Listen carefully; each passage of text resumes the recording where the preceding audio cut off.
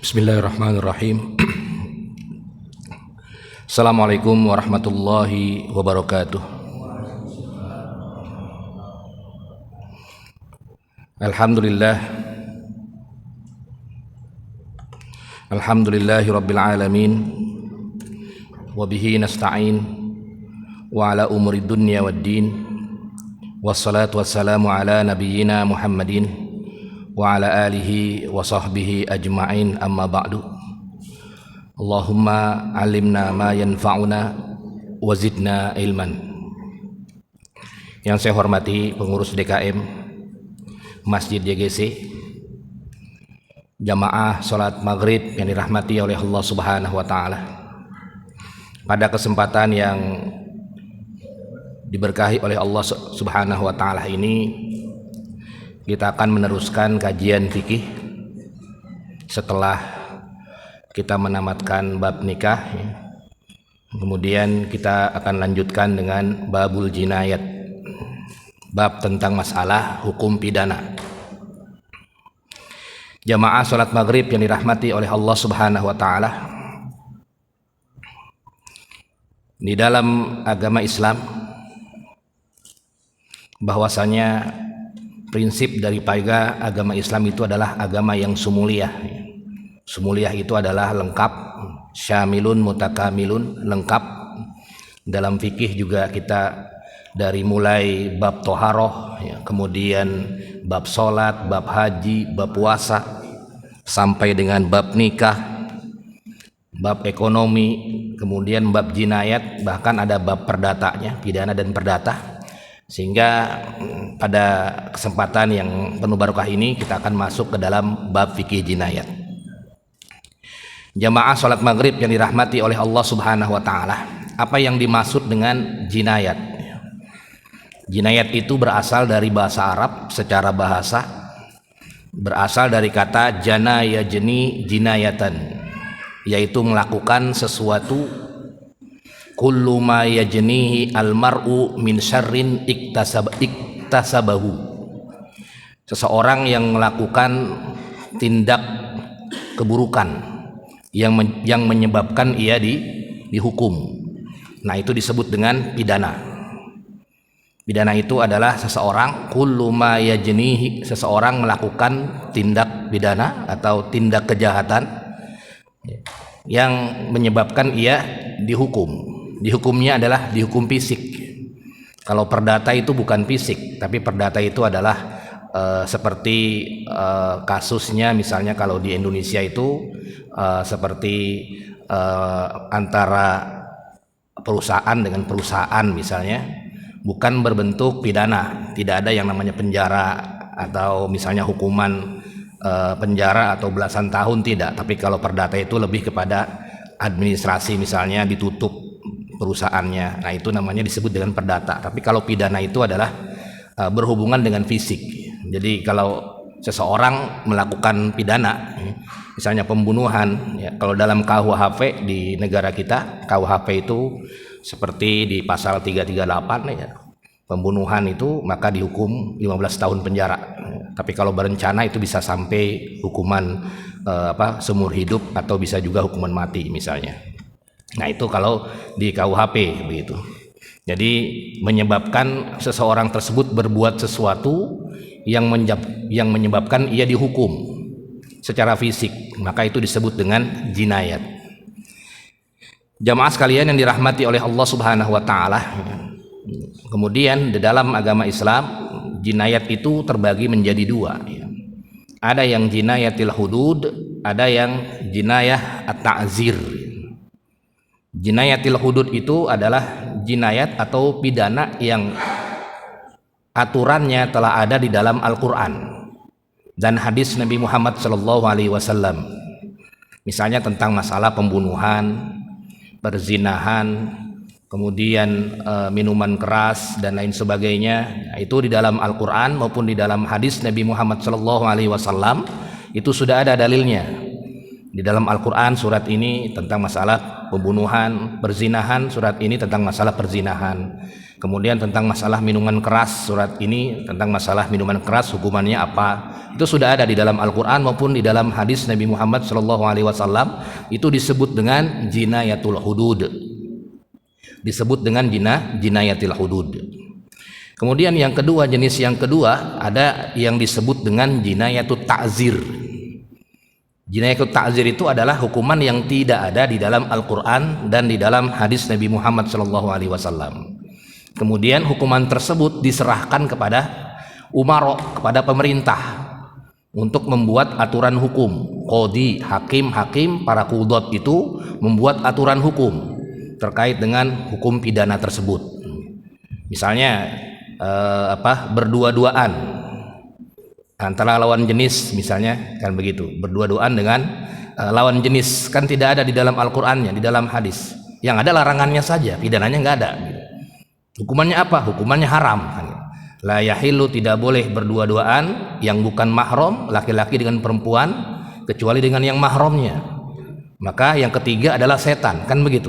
Haram jelas begitu. Tapi hukumannya apa? Nah, itu diserahkan kepada pemerintah. Kalau pengen membuat aturan, ya berarti namanya disebut dengan jarimah atau jinayat ta'zir.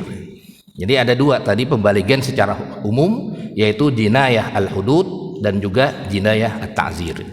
Jinayah hudud itu adalah yang ada tegas di dalam Al-Quran maupun di dalam hadis Nabi Muhammad SAW terkait dengan hukuman tersebut. Sedangkan jinayah ta'zir, nah itu adalah hukuman yang tidak ada di dalam Al-Quran maupun di dalam hadis, tidak ada. Tapi yang membuat siapa? Yang membuat adalah pemerintah. Pemerintah misalnya membuat, misalnya apa? Kalau di Indonesia misalnya denda, ada hukumannya penjara, bisa al-habsu, juga bisa denda. Misalnya aturan misalnya helm misalnya kan, atau undang-undang lalu lintas jalan kan ada pidananya itu, ada tindak pidana yang melanggar. Nah, itu semua adalah bagian dari jinayatut ta'zir. Jadi tidak ada di dalam Al-Quran maupun di dalam hadis, tapi pemerintah yang membuatnya, acuannya adalah kemaslahatan daripada masyarakat. Nah, itu secara umum ada dua ya. Secara umum ada jinayatul hudud dan juga jinayatut ta'zir. Kemudian jamaah sekalian yang dirahmati oleh Allah Subhanahu wa taala, yang mengeksekusi jinayat itu adalah yaitu umaro, pemerintah. Eksekutornya adalah pemerintah. Jadi tidak bisa orang per orang melaksanakan hukuman pidana tersebut. Misalnya ada seseorang membunuh, kemudian tetangganya udah kisos, bunuh lagi, tidak bisa. Jadi yang harus melakukan adalah pemerintah atau eksekutornya. Jadi tidak bisa orang per orang melakukan eksekusi sendiri begitu. Misalnya ada tetangganya berzina, kan di dalam Al-Qur'an diterangkan az-zaniyatu waz-zani fajlidu kulla wahidin minhuma mi'atu jaldah. Bahwasanya pezinah laki-laki atau pezinah perempuan dan pezinah laki-laki maka dihukum dengan jilid, yaitu 100 jilid. Maka yang menjilid bukan tetangganya atau siapapun, tapi pemerintah begitu, atau penguasa dan lain sebagainya. Jadi tidak bisa orang per orang, individu-individu untuk melakukan atau melaksanakan tindak pidana atau eksekusi daripada hukuman tersebut. Jadi yang mengeksekusi adalah pemerintah. Kemudian jamaah sekalian yang dirahmati oleh Allah Subhanahu wa taala, ini gambaran umum terkait dengan hukuman pidana ya. Jadi pidana itu ada dua, yaitu ada jinayatut ta'zir, ada jinayatul hudud dan ta'zir. Kalau hudud itu adalah yang tegas, ada aturannya di dalam Al-Qur'an maupun di dalam hadis, sedangkan jinayatut ta'zir itu adalah yang tidak ada di dalam Al-Qur'an maupun di dalam hadis Nabi Muhammad SAW. Kemudian bagian dari jinayatu al-hudud, jinayah yang ada di dalam Al-Quran adalah tentang masalah al-qatlu, pembunuhan, wa uqubatuhu, dan hukumannya. Maka pada maghrib kali ini kita akan membahas perspektif Islam terkait dengan pembunuhan dan hukumannya di dalam hukum Islam. Kemudian jamaah sekalian yang dirahmati oleh Allah Subhanahu wa taala, apa definisi daripada pembunuhan itu sendiri? Pembunuhan itu adalah definisinya fi'lu minal ibadi tazulu bihil hayat, yaitu sebuah pekerjaan atau melakukan sesuatu yang bisa menghilangkan nyawa orang. Padahal kan kita diberikan kehidupan oleh Allah Subhanahu wa taala. Hidup di dunia sekian, ada umurnya 50, 40, sudah diatur oleh Allah Subhanahu wa taala, diberikan nyawa. Tapi pembunuhan itu adalah menghilangkan nyawa seseorang. Nah, itu disebut dengan definisi al-qatl. Jadi menghilangkan nyawa seseorang yang tadinya dia hidup, kemudian tazulu bihil hayah, dengan sebab orang tersebut melakukan sesuatu sehingga hilanglah nyawa tersebut. Itu disebut dengan pembunuhan. Tahrimul qatl, sedangkan pembunuhan itu adalah haram hukumnya dan dosanya sangat besar.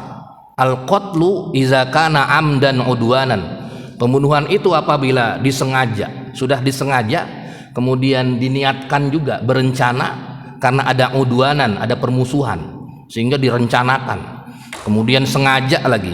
Itu jarimatun kubro, benar-benar dosa-dosa yang sangat besar. Wa minas sama'il mubiqat, dan juga bagian dari 7 dosa besar yang ada di dalam hadis Nabi Muhammad SAW. Hukumannya di dunia juga ada hukumannya, di akhirat juga ada. Begitu. Di dunia juga ada, di akhirat juga ada. Di dunianya dikisos kalau dia pembunuhan berencana. Pembunuhan berencana dengan disengaja, maka hukumannya kisos. Kisos itu adalah kalau orang membunuh dengan disengaja, maka hukumannya mati. Begitu. Dalam Islam namanya disebut dengan kisos. Wal khuludu, kemudian juga kalau dia tidak bertaubat, maka dia khulud. Khulud itu kekal. Finnari jahannam, di neraka jahannam. Kemudian juga selain itu, faka'annama qatalan nasu jami'an, ia seakan-akan dilaknat oleh Allah Subhanahu wa taala, kemudian para malaikatnya dan makhluk semuanya, seluruhnya. Bayangkan orang tidak punya istilahnya, ini yang sangat besar sekali dosanya, yaitu membunuh disengaja. Pembunuhan disengaja, apalagi dia udwanan karena permusuhan, kemudian membunuh disengaja, maka jarimahnya adalah jarimah yang kubro, benar-benar dosa yang sangat besar di dunia dan di akhirat. Kemudian hukumannya adalah kisos dan kekal di neraka jahanam. Mana dalilnya? Di dalam Al-Quran banyak terkait dengan pidana pembunuhan. Di antaranya di dalam Al-Quran, Allah Subhanahu wa taala ini yang pertama, wala taqtulun nafsal lati harramallahu illa bil haqq wa man qatala mazluman wa faqad ja'alna li waliyhi sultana fala yasrifu fil qatli innahu kana mansura. Min ajli zalika katabna ala bani Israil annahu man qatala nafsan bighairi nafsin aw fasadan fil ardi faka'annama qatalan nasu jami'an. Seakan-akan dia seakan-akan qatalan nas jami'an, membunuh semua orang yang ada di dunia ini, dilaknat oleh Allah, oleh para malaikat dan makhluk yang ada di dunia ini. Kemudian di ayat yang lain, waman yaktul mu'minan, dan barang siapa yang membunuh seorang mukmin muta'ammidan, disengaja, fajazauhu, maka balasannya jahannam, neraka jahannam, khalidan fiha, selama-lamanya, wa ghadiballahu alaihi, kekal selama-lamanya dan dibenci. Ghadiballah, Allah membencinya, wa la'anahu, dan melaknatnya juga, udah dibenci, dilaknat, wa a'adda lahu azaban azima, dan Allah mempersiapkan baginya azaban azima, siksaan yang sangat pedih. Nah, ini nauzubillah summa nauzubillah, ini dosa yang sangat besar, membunuh orang, melepaskan atau menghilangkan nyawa orang. Bahkan di dalam Al-Quran surat Al-Baqarah hukumannya kisos, yaitu hukuman mati. Ya ayyuhallazina amanu kutiba alaikumul qisasu fil qatla al-hurru bil hurri wal abdu bil abdi wal unsa bil unsa. Nah, ini terkait dengan dalil di dalam Al-Quran, dan juga banyak lagi dalil dalam Al-Quran. Wa katabna alaihim fiha annan nafsa bin nafsi wal aina bil aini wal anfa bil anfi wal uzuna bil uzuni was sinna bis sinni wal juruhu qisasun wa man lam yahkum bima anzalallah faulaika humudz zalimun. Nah, ini dalil-dalil dalam Al-Quran terkait dengan hukuman pembunuhan, yaitu hukumannya adalah kisos, hukuman mati.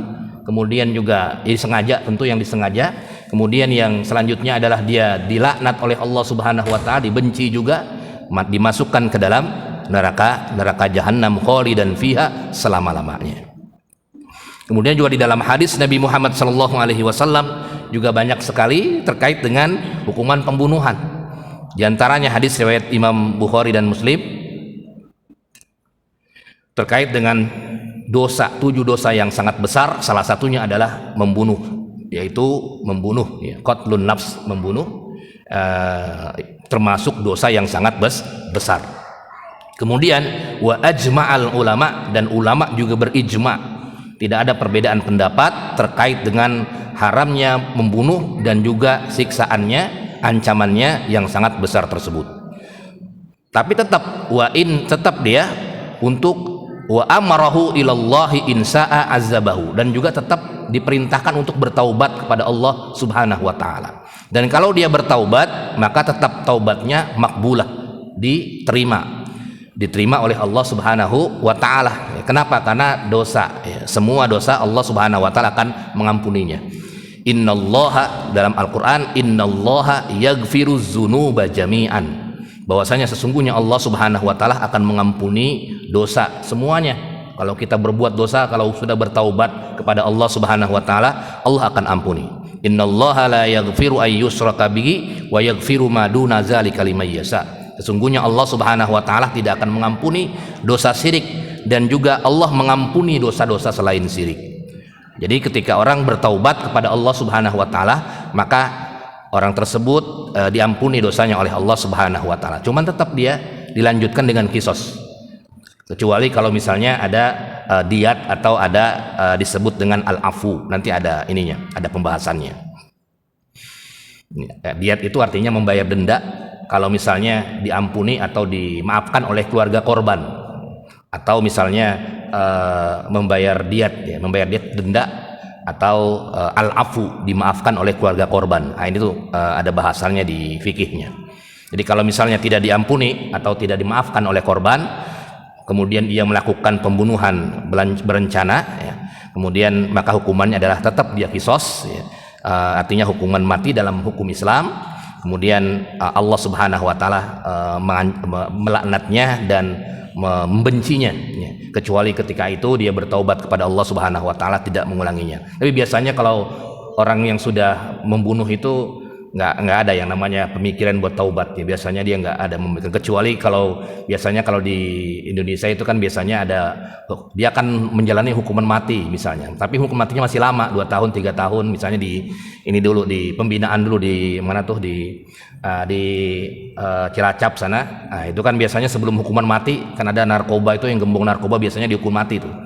Hukuman narkoba yang bandarnya dihukuman mati. Nah, biasanya itu dia ada ada yang rohaniawan lah bahasanya, yang menasehati dia. Kalau dia bertaubat kepada Allah Subhanahu wa taala, ya tetap akan diampuni oleh Allah Subhanahu wa taala. Ya, diberi kesempatan bertaubat begitu. Kemudian tetap ketika eksekusinya ya tetap dia hukuman mati. Dalam Islam kalau dia membunuh dengan disengaja, maka hukumannya juga adalah hukuman mati. Kemudian jamaah salat maghrib yang dirahmati oleh Allah Subhanahu wa taala. Kemudian kita masuk kepada anwaul qatl. Dalam fikih Islam ini, mazhabul jumhur mengatakan bahwasanya mazhab Malikiyah, Wasyafi'iyah, wal Hanabilah, bahwasanya al-qatlu itu terbagi menjadi 3. Ada amdan, ada disengaja, ada sibhu amdin, dan juga ada khoto. Disengaja, tidak disengaja, atau sibhul amdi, semi disengaja. Kemudian ada pembunuhan yang salah bunuh begitu. Kalau hukumannya amdan, amdan itu adalah definisinya allazi, orang tersebut yang yaksudu bihil qatl, orang tersebut memang membunuh orang tersebut begitu. Itu amdan, dia memang sengaja untuk membunuh orang tersebut, memang dia targetnya, nah, memang ada niatnya dia, maka itu disebut dengan al-qatlu amdan, membunuh dengan disengaja. Maka dalilnya man yaktul mu'minan muta'ammidan. Nah, itu barang siapa yang membunuh disengaja, maka ulama sepakat bahwasanya orang tersebut adalah dia masuk kategori hukumannya adalah kisos, yaitu hukuman mati. Berdasarkan ayat Al-Qur'an, ya ayyuhallazina amanu, hai orang-orang yang beriman, tadi di ayat yang surat Al-Baqarah ya, terkait dengan hukuman kisos. Walakum fil qisasi hayatun. Ya ayyuhallazina amanu kutiba alaikumul qisasu fil qatla. Bahwasanya hai orang-orang yang beriman, diwajibkan bagi kalian untuk melaksanakan qisas ketika terjadi pembunuhan. Pembunuhan berencana, kemudian juga muta'ammidan, disengaja, disengaja kemudian berencana. Kemudian kategori yang kedua itu adalah disebut dengan sibhul amdi atau semi disengaja, atau kalau bahasanya Hanafiyah itu disebut dengan qatlu ma yajra al-amd, membunuh tapi bukan sebenarnya sebenarnya bukan ingin membunuh. Misalnya dia memukul dengan benda tajam, tapi dia tidak mati, kemudian lama-lama dia mati, dia nggak ada niat membunuhnya. Jadi dia la yaqsudu, dia tidak berniat membunuh, tapi karena dia memukul orang tersebut dengan benda yang tajam sehingga dia mati akhirnya gitu. Misalnya dia sangat emosi tingkat tinggi, kemudian memang dia tidak ada niat membunuh, karena memang dia emosi aja, kemudian dilemparkanlah benda keras kemudian ke orang tersebut, menyebabkan dia meninggal. Atau misalnya dijorogin, emosi kemudian dijoroginlah itu, memang awalnya tidak ada niat membunuh, maka itu disebut dengan sibhul amdi. Hukumannya, di sini para ulama berbeda pendapat, tapi mazhab yang jumhur mengatakan hukumannya dia bukan qisas, hukumannya adalah dia diat, tapi diatnya diat mughalladzah. Diat itu adalah membayar denda, denda. Kemudian yang ketiga adalah qatlul khata, membunuh dengan salah. Misalnya dia pengen nembak burung, pakai senapan angin, nembak burung, tiba-tiba kena orangnya meninggal begitu kan, dia nggak tahu itu rupanya orang tersebut lagi naik di atas pohon tersebut. Nah, kemudian yang kena adalah orang, bukannya burung, kan berarti dia tidak disengaja. Maka hukumannya sepakat para ulama bukan qisas, tapi dia adalah hukumannya adalah diat. Diat itu adalah membayar denda. Nanti dibahas perbedaan anwa'ud diat, macam-macam diat, ada yang mughalladzah, ada yang mutawassithah. Nah, ini yang jamaah sekalian yang dirahmati oleh Allah Subhanahu wa taala, pembagian secara umum, pembagian pembunuhan ada 3 mazhabul jumhur. Yang pertama tadi adalah pembunuhan disengaja, qatlul amdi, kemudian sibhul amdi, pembunuhan semi disengaja, kemudian yang ketiga adalah qatlul khata, pembunuhan tapi tidak maksud membunuh atau salah dalam membunuh. Tadi kalau contohnya qatlul amdi, itu memang dia dari awalnya memang niat membunuh disengaja, maka ulama sepakat bahwasanya hukumannya adalah di dalam Al-Qur'an, ya ayyuhallazina amanu kutiba alaikumul qisasu fil qatla. Kemudian yang kedua tadi adalah al-qatlu sibhul amdi, yaitu membunuh tapi semi disengaja, artinya dia memang tidak ada niat awal membunuh, karena memang cekcok saja, akhirnya dia tidak dalam keadaan emosi, kemudian melemparkan senjatanya atau apa dan lain sebagainya, kemudian menyebabkan orang tersebut terbunuh, maka dia hukumannya adalah diat, diat. Kemudian yang ketiga adalah tadi qatlul khata, yaitu pembunuhan tidak disengaja, bukan tidak disengaja tapi khata malah salah dalam membunuh, yang tadinya membunuh burung kemudian malah orang yang dibunuh, maka itu hukumannya adalah diat juga, tapi diatnya yang bukan mughalladzah. Kemudian jamaah salat maghrib yang dirahmati oleh Allah Subhanahu wa taala. Nah, di sini ada rukun-rukunnya sebelum kita masuk ke qisasnya. Ada rukun-rukun daripada al-qatl, rukun-rukun daripada pembunuhan yang disengaja itu. Yang pertama adalah ayyakunal qatil adamiyan hayyan, yang dibunuh itu adalah orang yang punya nyawa, hayyan, hidup, kemudian maksumud dam, yang dilindungi darahnya, artinya kalau dia membunuh hewan yang nggak bisa dengan qisas, yang ia bunuh adalah manusia, baru dia kena qisas, disebut dengan pembunuhan disengaja. Jadi yang ia bunuh itu orang tersebut membunuhnya adalah adamiyan hayyan, dia memang hidup dan juga manusia juga. Kemudian maksumud dam itu adalah orang tersebut dilindungi, berada di negara hukum lah bahasanya. Tapi kalau ada di negara orang lain, di wilayah orang lain, ya tidak terkena gitu. tapi ada di wilayah hukum. Di wilayah hukum misalnya apa yang ia bunuh misalnya manusia, kemudian ia bernyawa, kemudian ia bunuh, maka dia hukumannya adalah kisos. Hukumannya adalah kisos. Tapi kalau orang tersebut berada di luar di luar wilayahnya, di luar misalnya bukan di wilayahnya, di wilayah hukumnya, maka itu tidak terkena kisos. Karena nggak bisa, bagaimana pemerintah untuk menjatuhkan hukuman ya, sedangkan dia berada di tempat lain atau di wilayah lain. Nah ini yang pertama, itu rukunnya adalah memang dia ayyakunal qatil adamiyan hayyan ma'sumad dam. Kemudian yang kedua ayyahdusal qatlu natijatan li fi'lil jani. Nah ini yang kedua, ini adalah ya, pembunuhan itu menyebabkan ya dia terbunuh bukan karena sebab lain.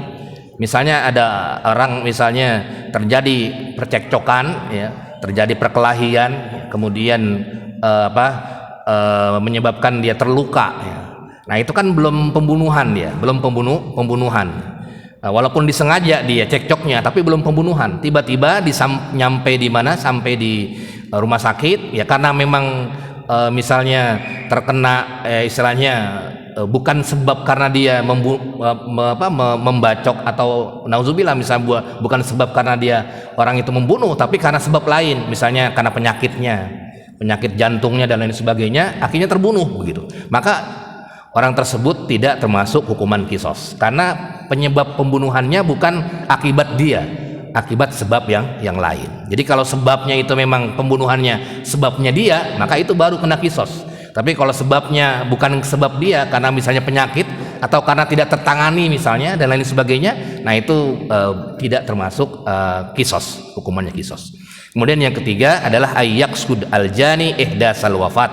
Ya memang dia bermaksud untuk membunuh disengaja, ada niat untuk membunuh disengaja. Tapi kalau tidak ada niat membunuh disengaja, seperti ghairu amdin tadi, tidak disengaja, maka dia tidak termasuk kisos. Jadi hukumannya tidak kisos.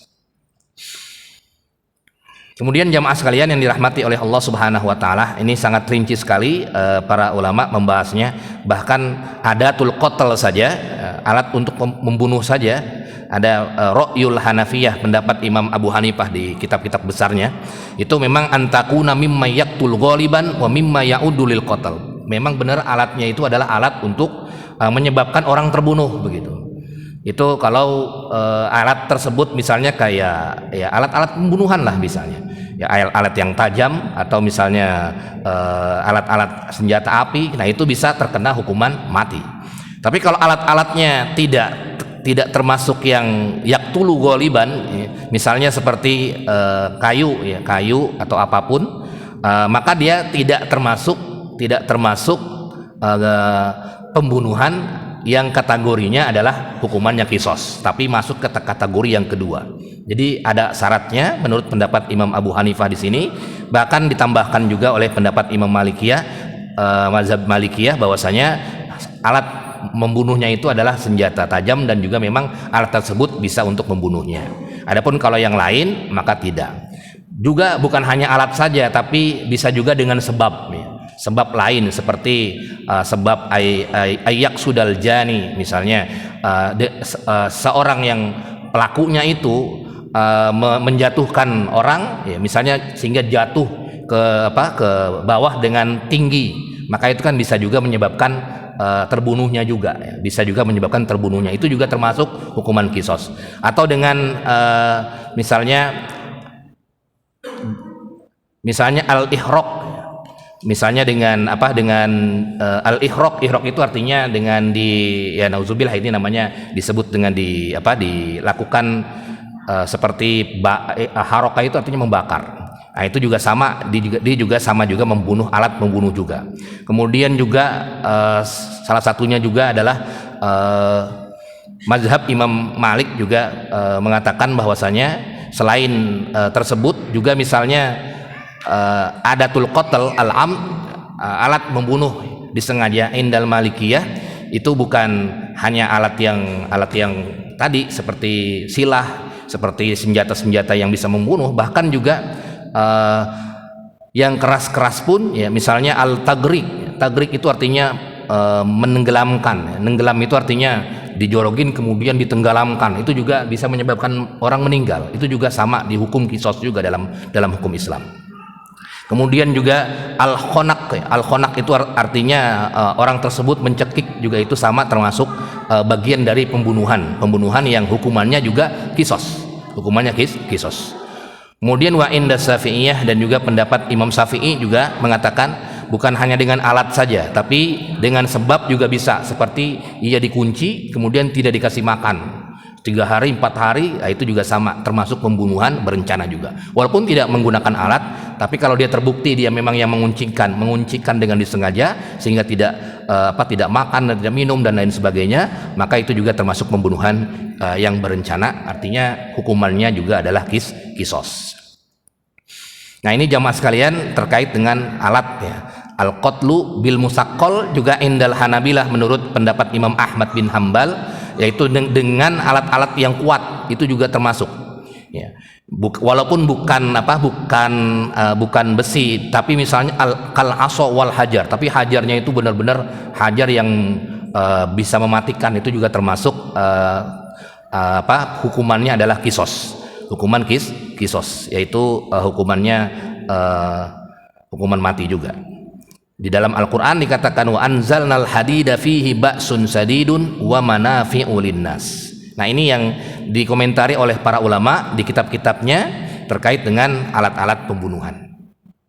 Kemudian jamaah sekalian yang dirahmati oleh Allah Subhanahu wa taala, kemudian ada kasus di sini adalah qatlul jama'ati bil wahid. Ini pernah juga terjadi di zaman Rasulullah sallallahu alaihi wasallam. Orang yang membunuh satu orang. Yajibu syar'an bittifaqi a'immatil arba'ah, juga wajib menurut syariat agama ya, syariat Islam, bittifaqi a'immatil arba'ah, sepakat imam yang 4 itu, Hanafiyah, Hanabilah ya, Imam Syafi'i dan Imam Malik, qatlul jama'ati bil wahid, tetap dia hukuman kisos. Walaupun yang bunuh dia 3 orang, 4 orang, walaupun membunuh 1 orang, 3-3-nya juga kena. Bukan cuma 1 orang, 3-3-nya kena. 3-3-nya kan kena. Namanya disebut dengan bab qatlul jama'ati bil wahid. Ya, misalnya 3 orang, 4 orang, 5 orang membunuh 1 orang, tetap juga kelima-limanya itu dihukum, yaitu hukuman kisos. Hukuman kisos. Bahkan misalnya al-qatlul mubasir ala ta'aqub, misalnya orang membunuh dia langsung, dia ikut menyiksanya juga ya. Maka itu juga sama, dia juga terkena kisos. Kemudian al-qatlul mubasir halatal ijtima, dia hadir di tempat tersebut untuk membunuh orang tersebut, itu juga ciri-cirinya dia termasuk orang yang akan kena kisos. Nanti akan ditanya di pengadilan perdata, nanti ada bab perdatanya, hakim yang bertanya, hadir kamu ketika pembunuhan? Hadir.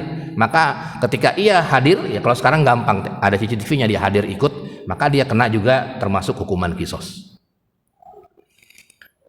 Termasuk juga hukuman kisos. Jadi qatlul jama'ati bil wahid, dia juga termasuk hukuman kisos. Kemudian jamaah sekalian yang dirahmati oleh Allah Subhanahu wa taala ya. Kemudian qatlul wahid bil jamaah, ini juga sebaliknya ya. Ini juga sebaliknya juga. Sebaliknya, kalau orang yang 1 orang membunuh banyak orang juga termasuk juga dia kena kisos juga, apalagi itu 1 orang membunuh banyak orang, kan banyak juga. Kalau yang orang tersebut nauzubillah dia memegang senjata api, akhirnya dia membunuh banyak orang gitu. Itu juga kisos, hukumannya kisos juga. Termasuk qatlul wahid bil jamaah atau qatlul jama'ati bil wahid. Kemudian juga al-qatlu bitasabbubi juga termasuk juga. Misalnya yang tadi yang menyebabkan dia tidak bisa sama sekali, misalnya kasusnya tadi ia dikunci di rumah kemudian tidak bisa makan dan lain sebagainya, itu juga termasuk hukumannya adalah hukuman kisos juga. Kenapa? Karena masuk al-qatlu bitasabbubi.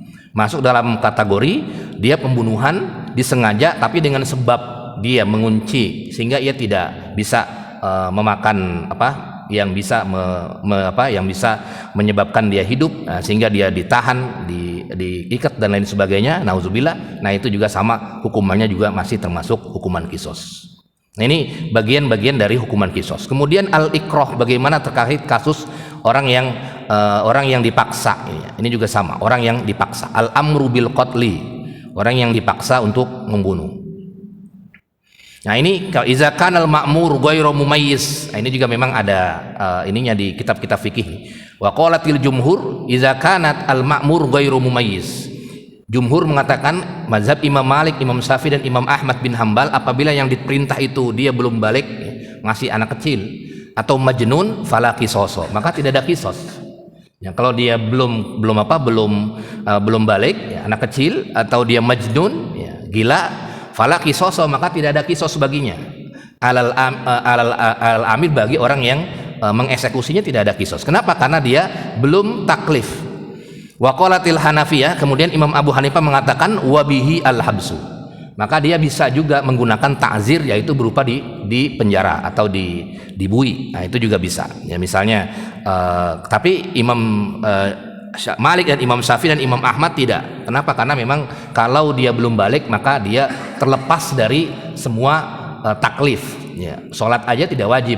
Ya, semua juga tidak kena. Tapi Imam Abu Hanifah mengatakan tetap dia terkena, walaupun terkenanya adalah takdiban, dalam rangka mendidik, ya, di penjara, ya, atau misalnya dibui, tapi tidak ada namanya disebut dengan kisos.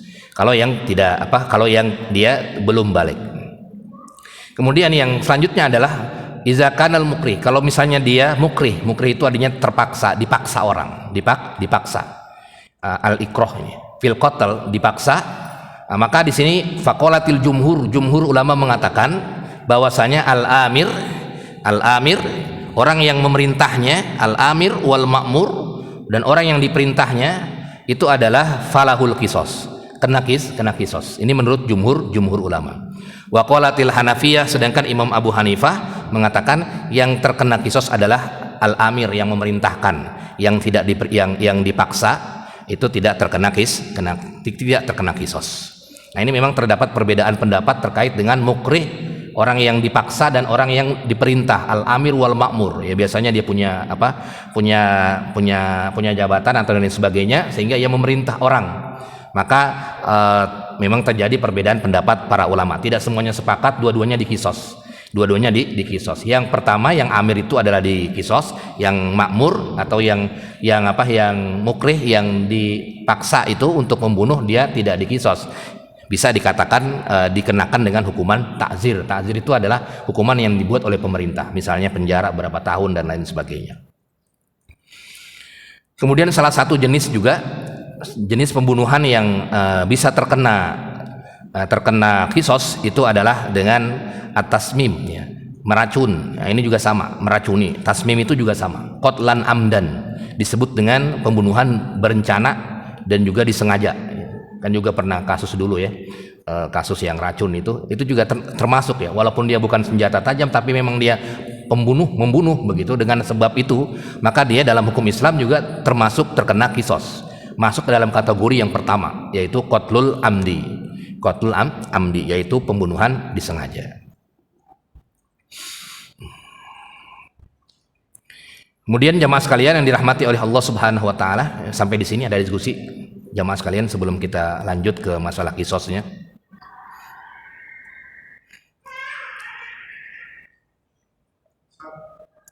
Iya Pak Haji, silakan.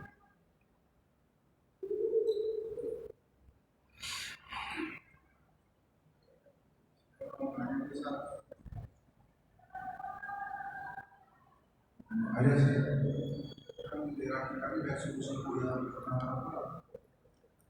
bila kehormatan harga diri.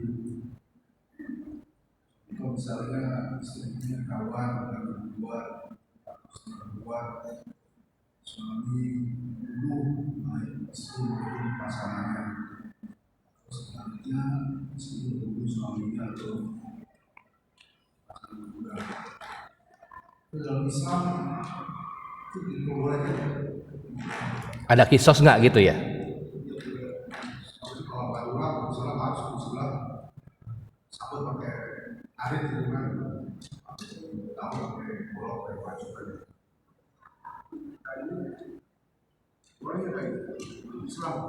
Maksudnya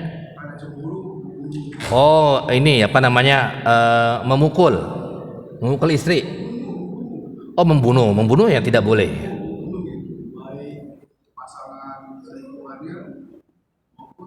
Istrinya sebaliknya saja. Iya. Terus kalau terjadi itu suaminya atau pasangan dengan hukuman mati kan?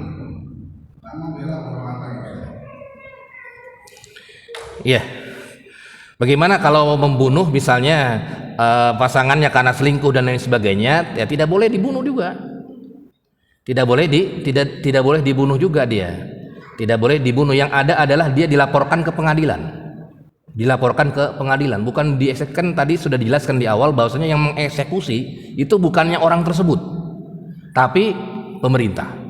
Nggak bisa dia mengeksekusi sendiri, begitu. Tidak bisa dia mengeksekusi sendiri. Begitu.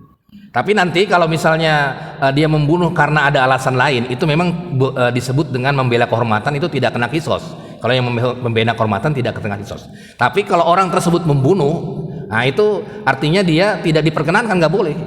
Misalnya orang tersebut mengetahui istrinya selingkuh dan lain sebagainya, kemudian ia membunuh selingkuhannya atau membunuh istrinya, itu tidak boleh juga dalam Islam, nggak boleh. Tetap yang ada adalah tetap dia melaporkan kepada pihak yang berwajib, tidak langsung dibunuh dan lain sebagainya. Nah, itu cara-cara yang demikian tidak ada dalam Islam. Yang ada adalah dia harus melaporkan kepada yang berwajib atau pengadilan, kemudian dia menceraikannya kalau memang istrinya. Karena itu bagian dari bisa salah satu alasan untuk menceraikan istrinya, begitu. Kalau dia selingkuh, jadi tidak bisa dia langsung main hakim sendiri untuk membunuh orang tersebut, begitu. Jadi tidak ada dalam Islam. Boleh itu kalau begitu pembunuhan yang dibolehkan. Yang pembunuhan yang dibolehkan itu adalah pembunuhan yang dengan hak. Apa itu dengan hak? Misalnya algojo, ya misalnya dia kan yang eksekusi itu. Kalau misalnya orang tersebut sudah divonis hakim bahwasanya dia terkena hukuman mati, misalnya kisos. Kemudian ada orang yang membunuhnya, karena kan pasti ada ininya, ada algojonya. Itu boleh itu dia. Misalnya algojonya fulan, biasanya kan algojonya ditutup ininya, mukanya supaya dia ini. Nah, itu boleh dia membunuh, karena membunuh dengan hak itu boleh. Kemudian yang kedua adalah yang bolehkan itu adalah pembunuhan yang hak itu adalah misalnya orang yang suami sudah punya istri kemudian berselingkuh. Itu kan dia hukumannya adalah dia dibunuh, dirajam lah bahasanya kalau dalam hukum Islam, dirajam. Itu juga disebut dengan pembunuhan yang hak. Kemudian juga yang ketiga adalah murtad dalam agama Islam, juga pembunuhan yang hak. Jadi selain itu nggak boleh kita membunuh orang gitu. Membunuh istri sendiri karena selingkuh apa itu tidak boleh. Tetap dia tidak boleh. Tapi kalau misalnya memukul itu bisa. Ya karena kan ada di dalam Al-Qur'an kan.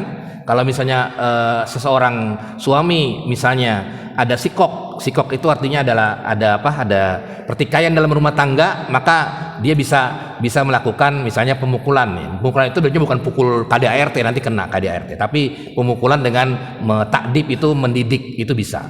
Tapi kalau misalnya membunuh dan lain sebagainya itu tidak bisa. Dalam Islam tidak ada yang membunuh walaupun dia ketahuan apapun, ya kejahatan apapun, keluarga sendiri dan lain sebagainya, tetap tidak boleh untuk melakukan pembunuhan. Karena itu termasuk pembunuhan yang dengan tidak hak, begitu. Dengan tidak hak. Ya, yang ada adalah solusinya yaitu melaporkan ke pengadilan atau melaporkan ke pihak yang berwajib untuk diproses hukum dan lain sebagainya, begitu.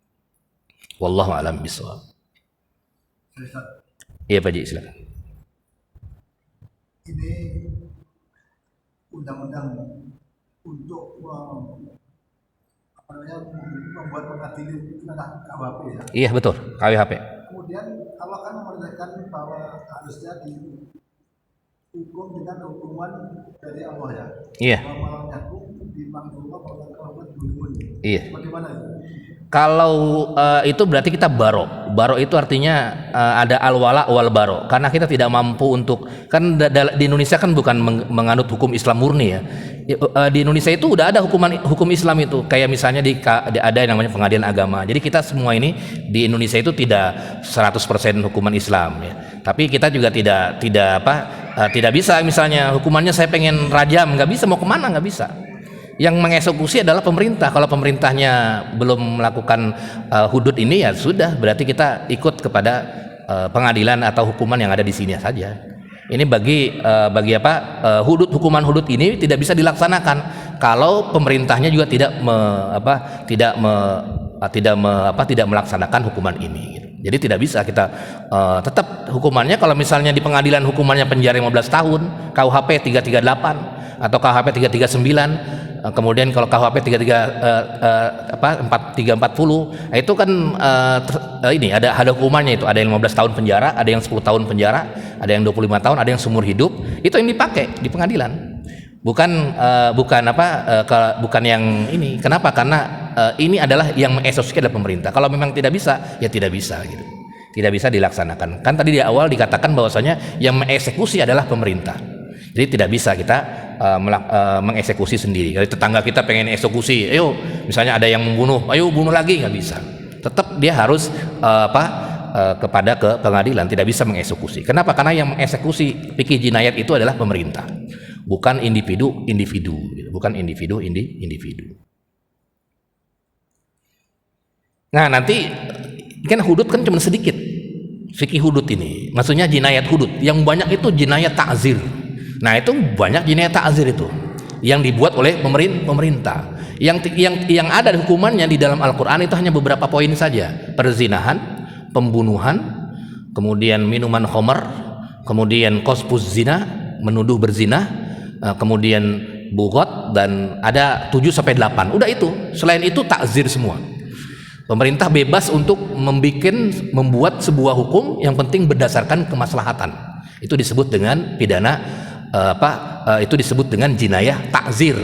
Bisa dengan di penjara, bisa dengan denda, ya seperti kalau nggak pakai helm denda 500.000, itu juga bagian dari takzir, takzir. Tapi mudah-mudahan bermanfaat jamaah sekalian terkait dengan fikih jinayat ini. Sama-sama kita akhiri dengan membaca doa kafaratul majlis. Subhanakallahumdika asyhadu an la ilaha illa anta astaghfiruka wa atubu ilaik. Assalamualaikum warahmatullahi wabarakatuh.